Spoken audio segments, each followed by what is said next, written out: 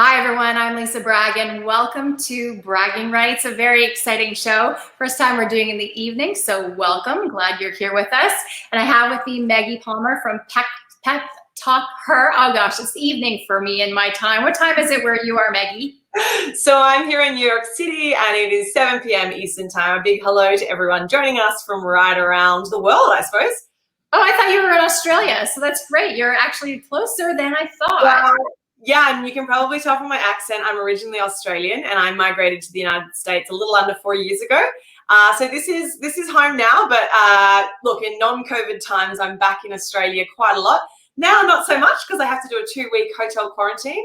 But yeah, so living in New York City.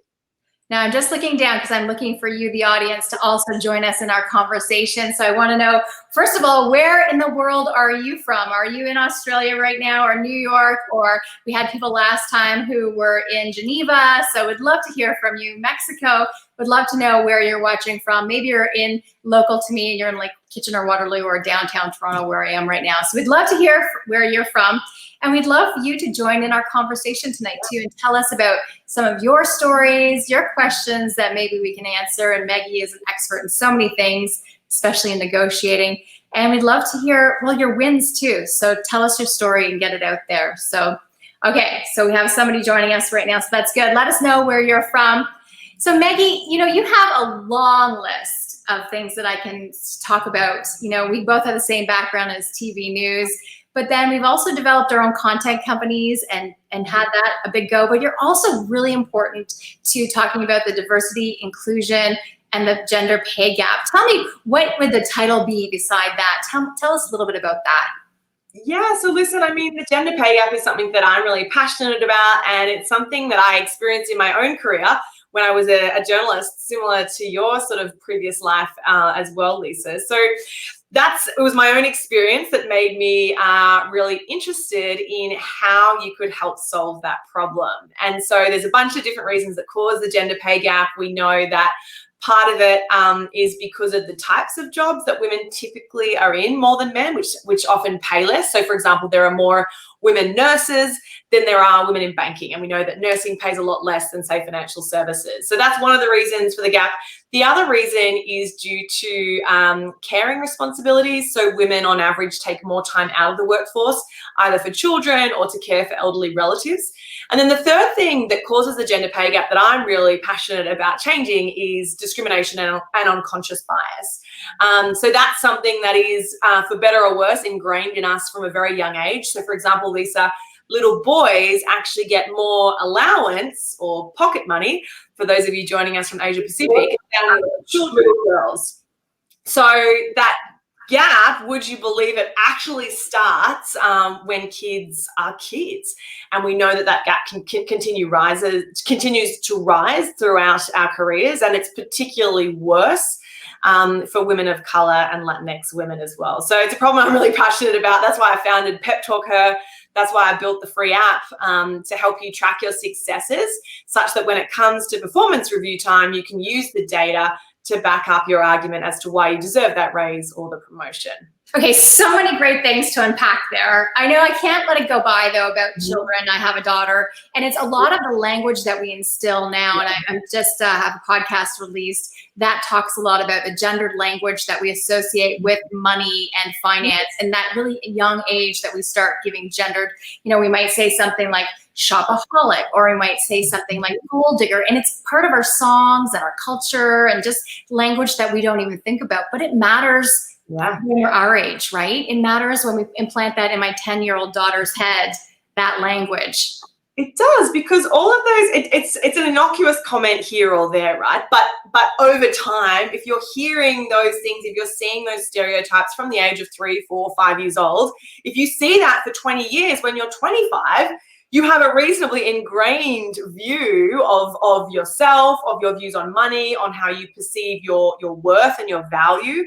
And that matters, right? And so then what we're actually finding is when you get to an age where you can objectively and rationally look at the statistics and understand things a little better, you then have to unpack 20 years of bad habits. And I like to think of it kind of like if you wanted to get big muscles, right? Like if I wanted to get massive biceps, how do I get this in shot here for you? You've got to go like this, you know, every day at the gym, right? Like, and work out every day. Eventually it's going to get bigger and bigger and bigger.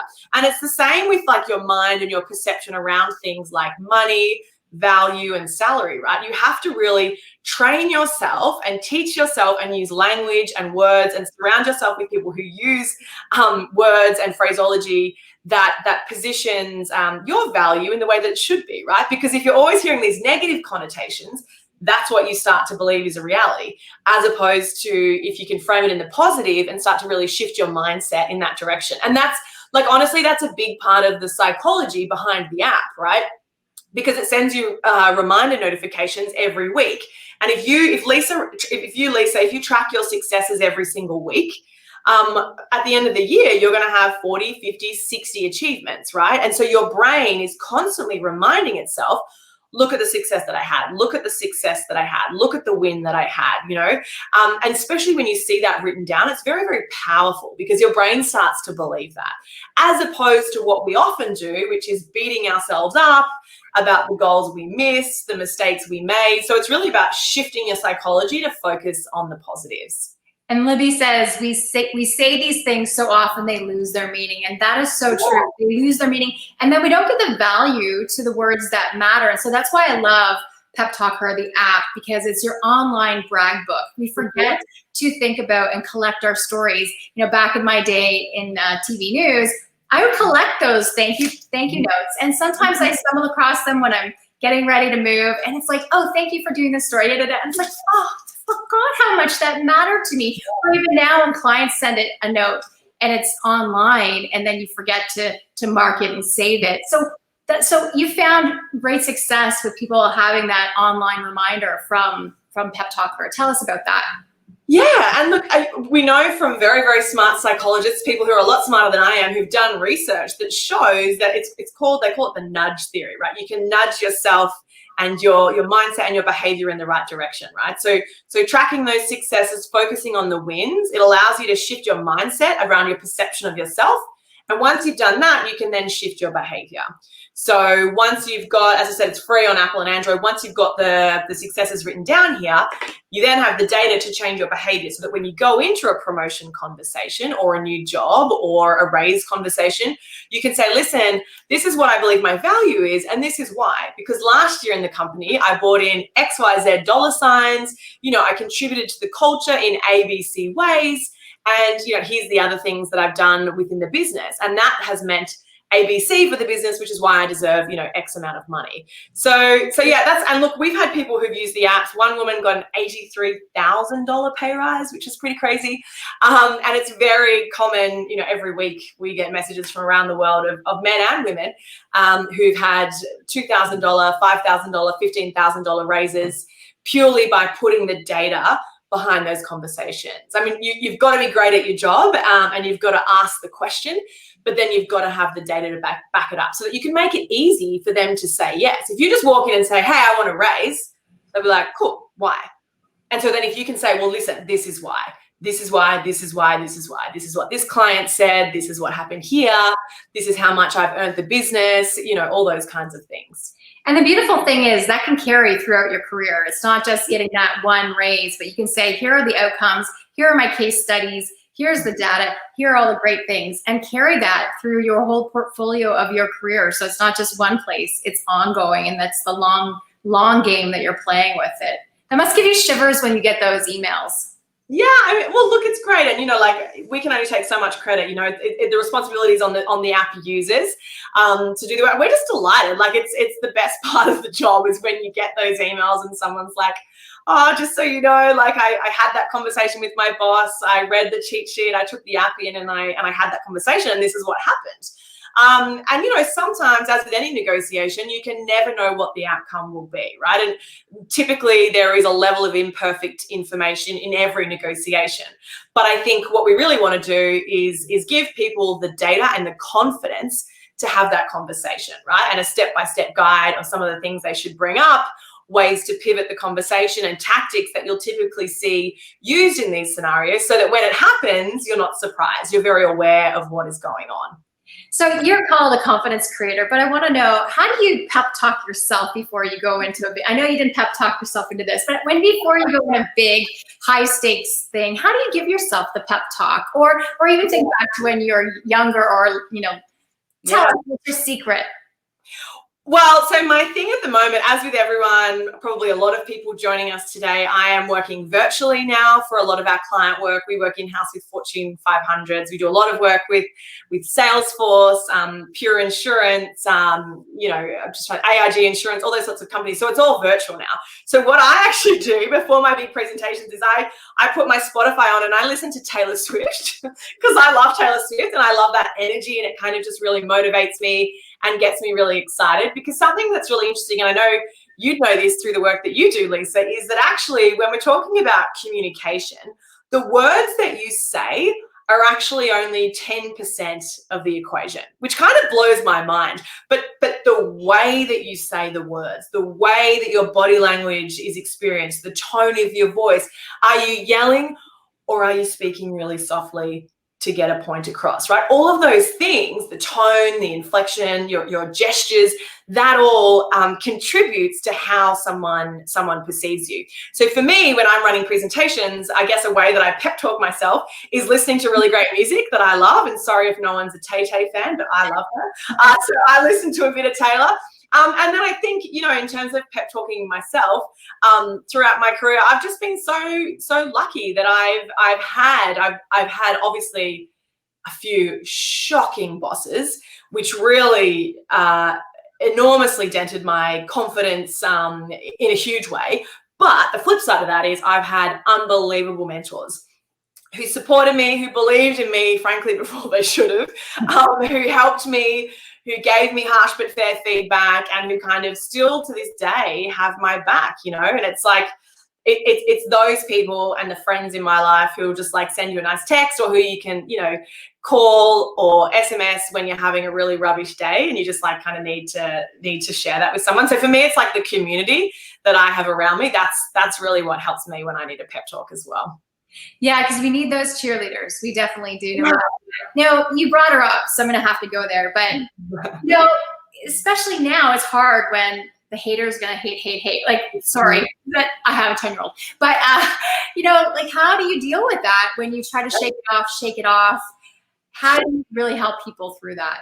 Yeah, look, I'd say it's really, really tough. And, haters are going to hate, right? And I think that's for me, honestly, it's not something that comes natural. Like, processing that is not something that comes naturally to me. It's something that, honestly, I have to work on a lot still to this day. Some people are very good at, compartmentalizing, that person likes me, that person doesn't. I don't find that easy, but it's something that I've had to learn. I think, when I founded Pep Talk Her a couple of years ago, some people are really supportive. Some people are like, why would you give up a 9-to-5 job? Some people are like, I don't understand what an app is.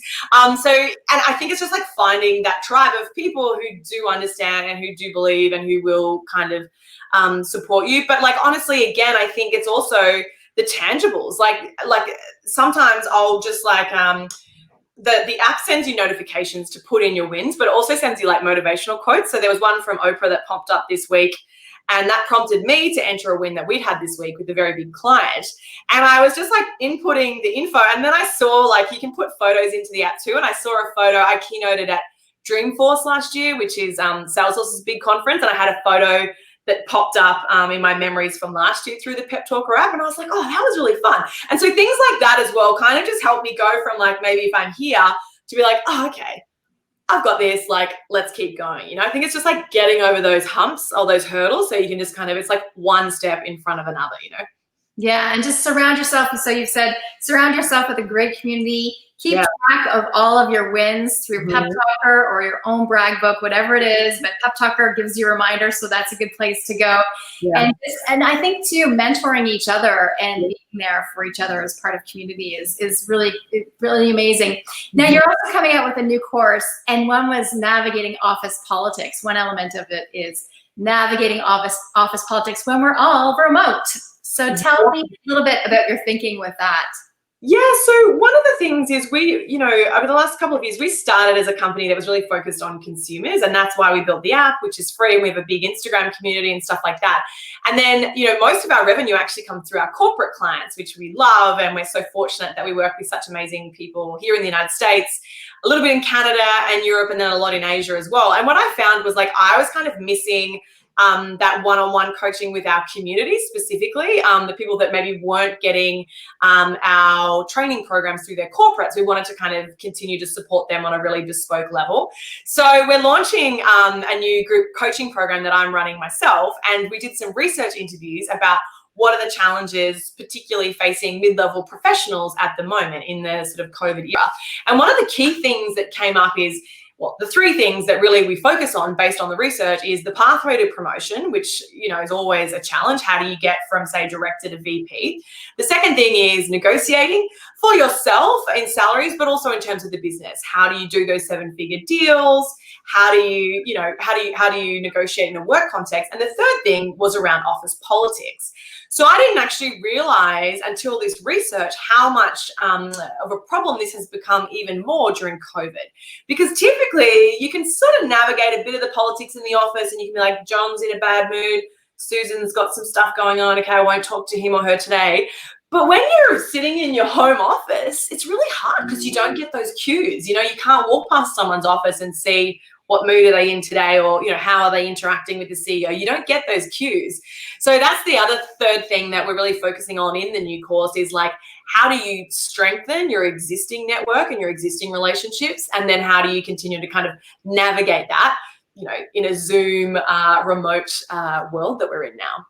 Yeah, because it's so hard to communicate that where you're not having those water cooler conversations. Yeah. Or the magic happens right at the elevator all the time as you're leaving for lunch or you're ending a meeting. That's where a lot of the magic, the in-between parts.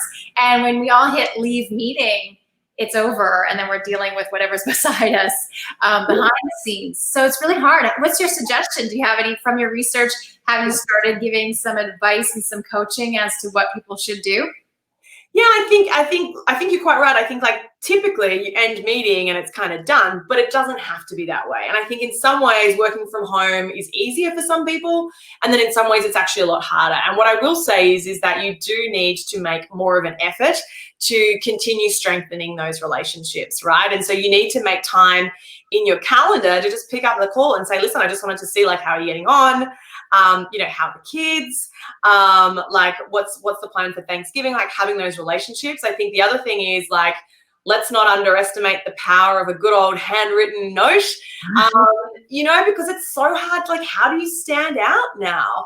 And one of my clients was so nice, and during COVID sent me this camp at home kit, which with a solar paneled light, some s'mores, and a picnic rug, which was very over the top and very generous of them. But now every weekend when I go to the park in New York, in Central Park, I take that picnic blanket and I think of that client. And so they are always front of mind for me. And so it's really clever in terms of building relationships to do things like that. You don't have to go that overboard, but appearing in someone's letterbox, their actual letterbox, not their email box, is a really lovely surprise. And it's a nice way to stand out from the crowd. It doesn't have to cost you much. There's a lot of apps that you can use. There's one, Punk Post. It'll send cards anywhere around the world. Amazing female founder. There's one in Australia called Thankly. Same thing, it's $5 or $6. They'll send you a card. So you don't even have to get a stamp. If you're like me and don't have stamps at home, you can just do it all online. It's just another way that you can stand out, because you need to stay front of mind, even though we are working remotely. And just turning up to your team meetings and just doing your job is not going to be enough. You're really going to have to step up if you want to stand out. Yeah, absolutely. Anything you can do. And I love that card, because so many people don't receive anything in the physical mail anymore that's anything beautiful. So I have a friend that she always sends thank you cards. She has tons of them in her, in her office ready to go out. And it's just that beautiful feeling of receiving a card and opening it up. And then it's, again, when you're further along in your career, you can open it up and say, wow, there's a card and whatever. Yeah. It could be a thank you. It could just be a thinking of you card. But receiving mail right now is a delight and a treat. And what a beautiful idea with that blanket and the solar. That's a great one. that one. And you don't, and that's, if you work at a big company, you've got the budgets to do that, and that's wonderful. And listen, a lot of your listeners probably do. And if you're at a big corporate, I mean, there's another great company, another female founded company. It's called Loop and Tie. They do great work across North America. I believe they go into Canada too. Corporate gifting. And I just think, like, you've got to stand out from the crowd. And like, we're not able to wine and dine clients at the moment, can we? Like, we can't grab a coffee. So I think, like, to send someone a nice gift, albeit a small one, is a really great way to strengthen those ties, such that you stay front of mind now, and so that also hopefully in a post-COVID world, which we obviously hope is sooner rather than later, you can continue to develop that relationship and have a really prosperous long-term interaction with that client. And that's a great point, because we're then supporting community too by helping other vendors and helping other and showcasing things. So I'm just going to plug Wonderkind, who's in Toronto. They also do corporate gifts, and it's all female owners, and then they also source from females across North America. So good. Oh, cool. But to get back to negotiating, actually, we really want to still hear from you. If you are watching in real time, please make a comment, and we'd love to have you as part of the conversation. If you're watching the replay, we'll come back and answer any of your questions about negotiating or getting over imposter syndrome, because that's something everyone deals with all the time. So, and then, confidence overall. How do you keep going, and how do you get that promotion that you deserve and stretch beyond? And that's really what imposter syndrome is that we're in that period of stretch. How do you define and work through imposter syndrome? Yeah, so imposter syndrome, for those of you who may or may not know what that means, is it's that sense of where you kind of feel like a fraud, or maybe you're in a job and you feel like at some point, the job police are going to come and knock on the door and kind of drag you out by your feet. And, I think the statistic is something like 70% of us experience that, right? Men and women. This sense where we feel like we're not enough, like it was an accident that we got promoted. Maybe we were just lucky to get that job. And it creeps up, and it can kind of rear its ugly head. And I think the first thing to do for me anyway, when I experienced imposter syndrome when I was a foreign correspondent years ago, was I had a boss who sat me down and said, "What's going on?" And he actually named it. He said to me, "You're experiencing imposter syndrome." And I was like, "What?" And he had to really explain to me what it was. I think this is like 7 or 8 years ago now. And being able to label it, honestly, is like part of the journey, because then you're like, oh. And then also, it turns out 70% of the people around you admit to having it as well. So then you're like, oh, okay. So I'm not alone. I'm not a total freak. This is good. This is good. And then I think that's the first step. And then I think it's just like, when you start to have those spirals, being really, really harsh on yourself and stopping and just saying, do you know what? Like, my boss is a smart person. If I am no good at my job, they will frankly fire me, or they would never have given me this job in the first place. Companies are not charities. Like, they're not just giving out jobs to be nice. They're giving you the job because you're very good at what you do, and because you're bringing value to the business, and because you're frankly going to help them look good to their boss.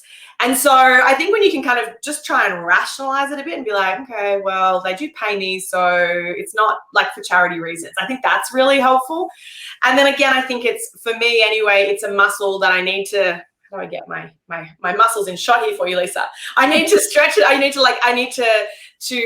work that muscle all the time, the muscle to help overcome imposter syndrome. And so again, like, not to harp on about this the whole webinar, but like focusing on those wins. When you have a win, take the time to write it down. Screenshot that email from a client, take a photo of the event, take a photo of the Zoom webinar if you've organized it, and put it in your Bragg book or the Pep Talker app or whatever it is, and remember that. And when you're having a little spiral, jump into your app, have a little look and be like, oh, not so bad. All right, let's do this. Let's keep going, And again, like, surrounding yourself with people who are not haters and who do love and support you. I think that's more than half the battle, honestly. And just like, having a commitment to wanting to grow and improve and do your job really, really well, being open to hearing that feedback so that you can get better when there are areas that you do need to improve on as well. How do you build that community then of people who will be your supporters? Because we can reach out and start to collect mentors along the way, but how do you build that to say, hey, you know what? I actually really do need a wingman, or whatever the term would be now, but I need that. Do you mind being my, and commenting or giving me that? How do you go about doing that? Well, I will say when I left journalism to start my first company, which is a media training company, I went into a co-working space, and it was just coincidental that I was sitting next to a lady called Lauren Trelin, who's an amazing coach. She really focuses on mindset, abundance mindset, and finding your zone of genius. And she took me under her wing for some reason and introduced me to another community of entrepreneurs who were women who'd started their own businesses. So I think I feel lucky because she kind of held my hand a little bit. But what I would say, and what I do here in New York with some of my friends is, if I've got a friend, I just WhatsApped her, actually, my friend Corey Sue, and I just said to her, hey, listen, can we just like be accountability buddies, and can we just check in once a week? So for us, it's like nothing fancy. It's just a WhatsApp message once a week. And like sometimes you go back and forth talking about other things as well, like what costume you're wearing for Halloween. But it's like once a week, like, did you do what you were going to do? So I think sometimes we're like, oh my gosh, I need to reach out to a CEO of a Fortune 500 company and get them to be my mentor. Let's just keep it really simple. Like everyone on the call now, I'd just love you to challenge you to get out your phone and send a text or a WhatsApp message to someone who you kind of already have a relationship with, right? A friend or a colleague or an existing mentor. And just send them a text now and just say, hey, I'm watching this LinkedIn session and they're suggesting that we reach out to someone to have a regular check-in. Would you be cool if I just texted you once a week with an update about what's going on with me? And so I want you all to grab out your phones. I want you to do it now. I'm going to hold you accountable. Do it. There you go. Go for it, Lisa. And just text them. Yeah, it can be that small. It doesn't have to be a big ask and asking for a lot of time, because that's the thing. People are really time starved right now. But if you can just reach out and say, hey, can you just like this one thing that I'm doing, or join our show, or do one thing for me, people will do it. And people are so hesitant though to ask. And it's that ask. It is the ask. And if you start small, if you start with someone who already likes you, who you already know, that's really easy, because again, it's going to send yourself a signal. Oh, that wasn't so hard. They said yes. This is actually really nice. So then maybe what you want to do in a couple of weeks is maybe you want to reach out to someone else who you've admired for a while, right? Or get back in touch with someone else who was a boss at a previous company who you really admired.